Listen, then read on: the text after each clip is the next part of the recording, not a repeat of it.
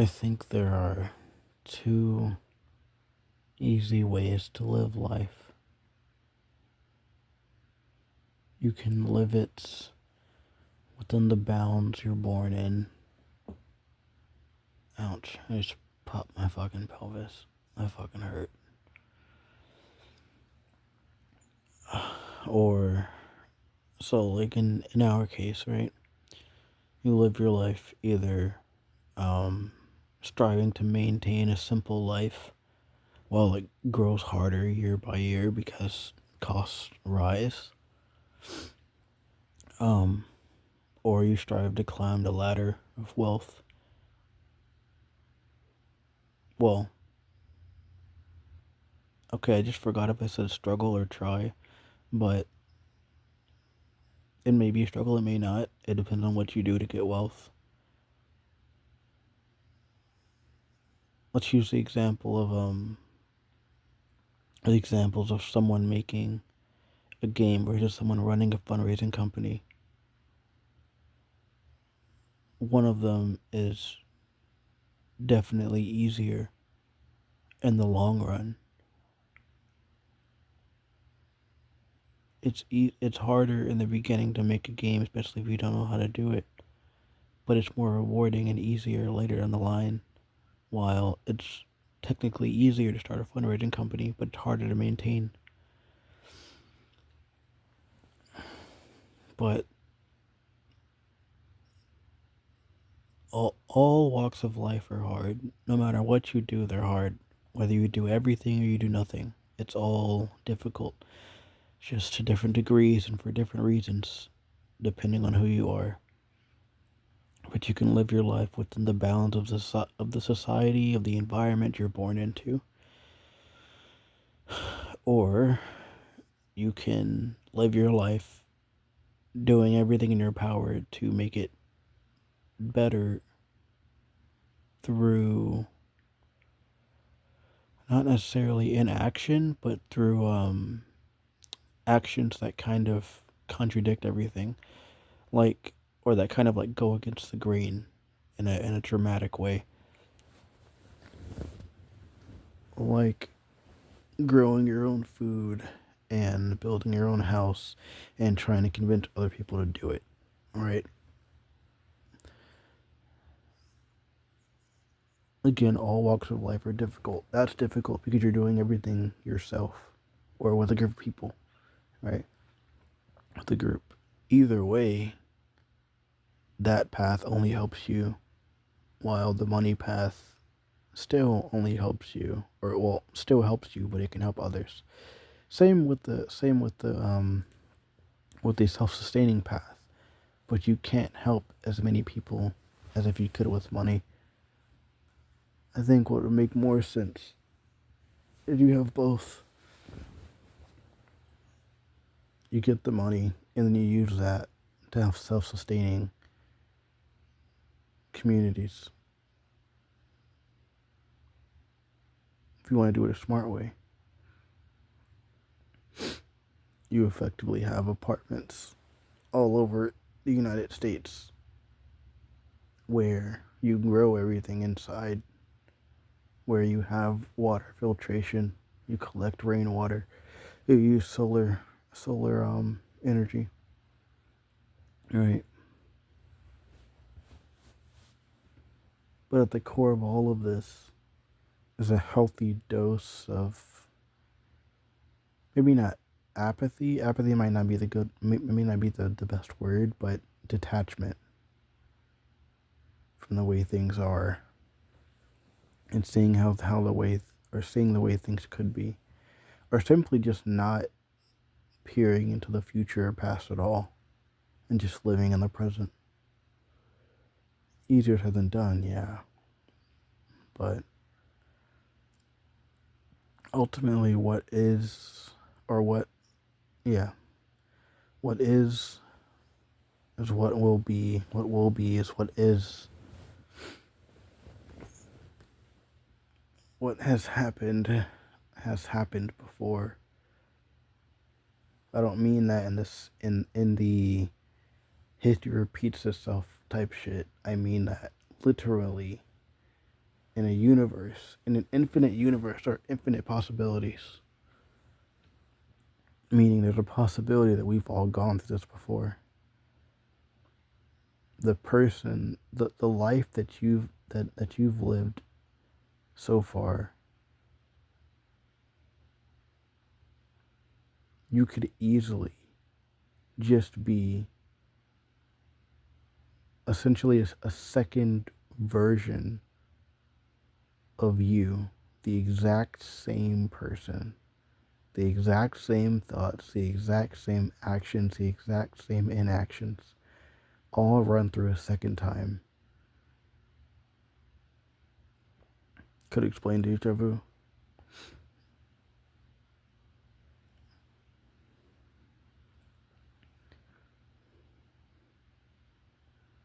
But that's it. I just have these thoughts. Sometimes I wake up in the middle of the night. I'll sleep for like 3 hours. And then I'll wake up. Won't be able to go back to sleep. So I just scroll for like 30 minutes to an hour, maybe 2. And then I go back to sleep. Sometimes I feel like I'm still in a depression. Most times I don't know.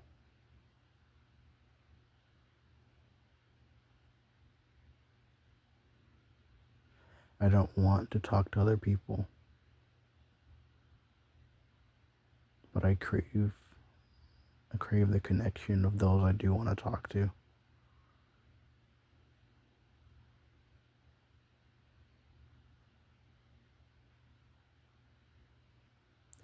I want to understand the people I want to understand on what could be seen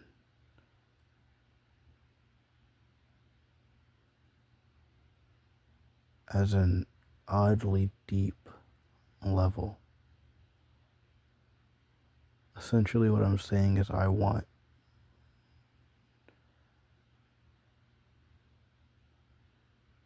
to read their mind.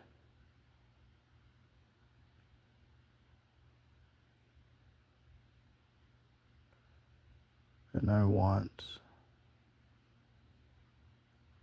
someone at some point to want to understand me in the same way. You know?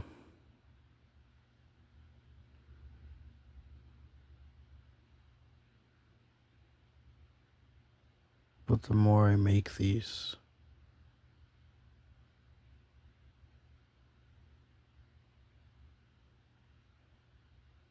the more I just think it's better for me to be my own company permanently. Don't talk unless you have to. Be yourself only with yourself. Otherwise, you feel like you're performing. You feel as though you don't know if you're doing what you're doing.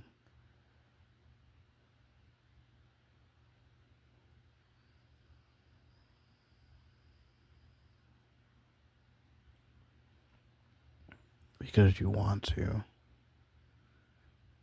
or because you're projecting happiness.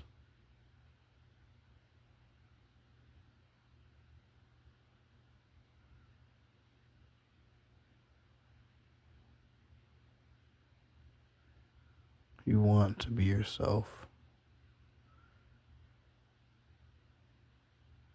but you're also scared of judgment.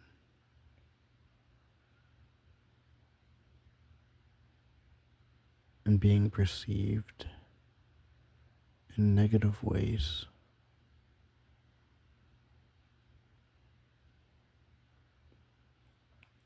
So you hide yourself and eventually forget who you actually are. Then again, it's an illusion. It's not real. You're no one. None of us were ever anything. And that's okay.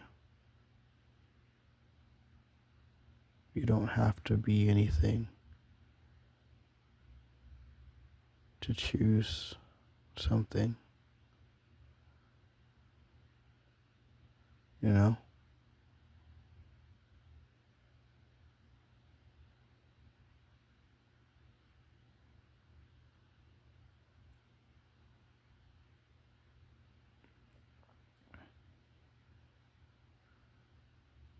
I think about the futures I've missed quite often now.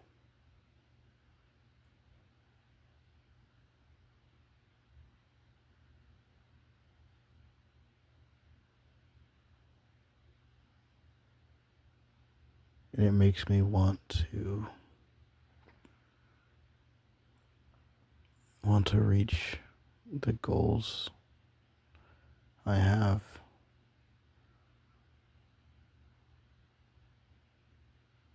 But I'm also scared to try harder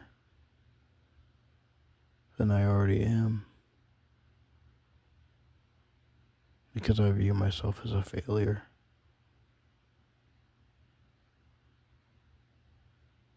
As someone who can't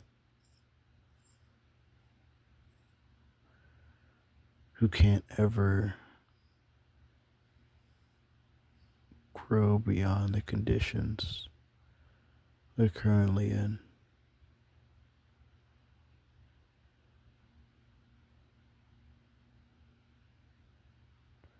I don't want to speak.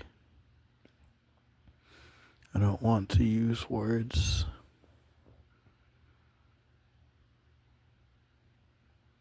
But if I have to, I want to whisper. But people can't hear you if you whisper.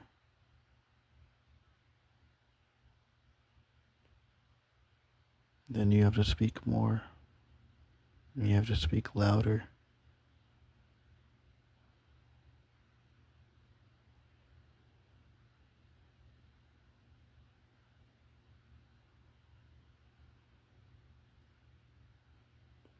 When you speak to someone, don't see them as a person.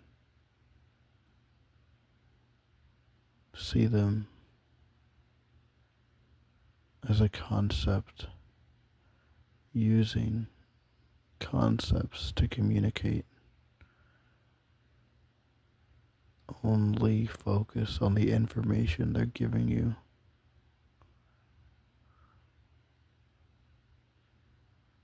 And at any point, you can just get up and walk away.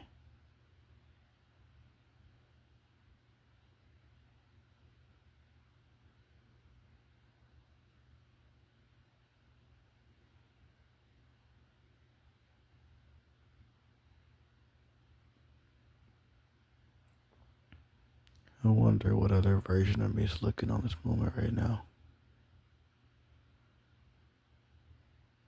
What they're thinking.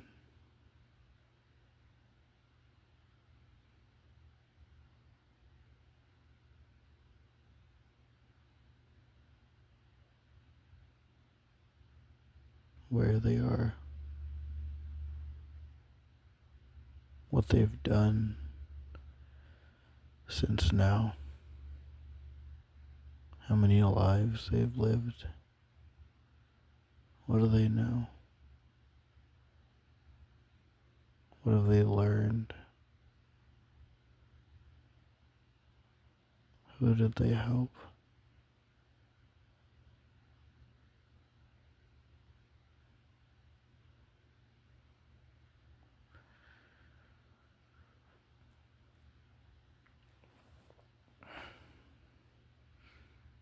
Sometimes I wish I could go to sleep for a long, long time.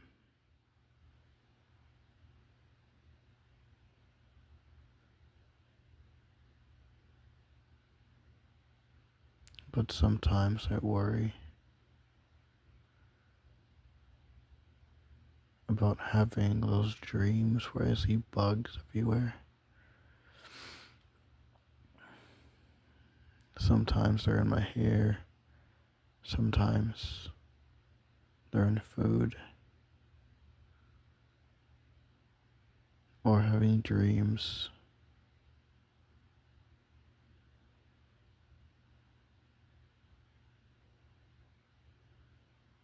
I feel like someone's touching me.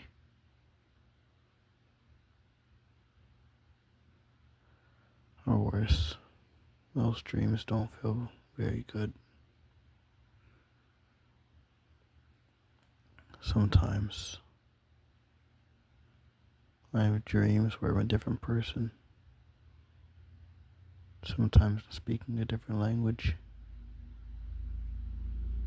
I can't see myself in them, but I know I don't look the same as I do now.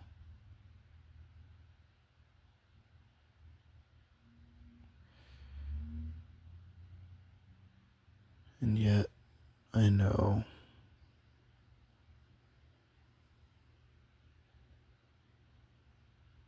I would miss being awake.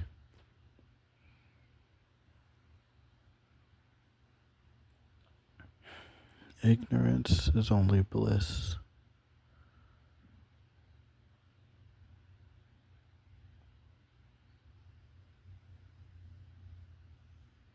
Until you realize just how much you don't know.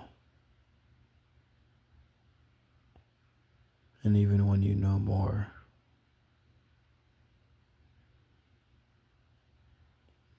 you're still existing in a state of bliss. And that's okay.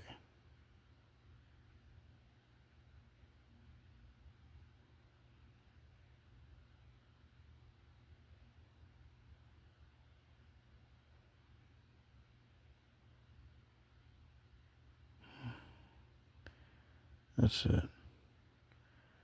I'm going to sleep.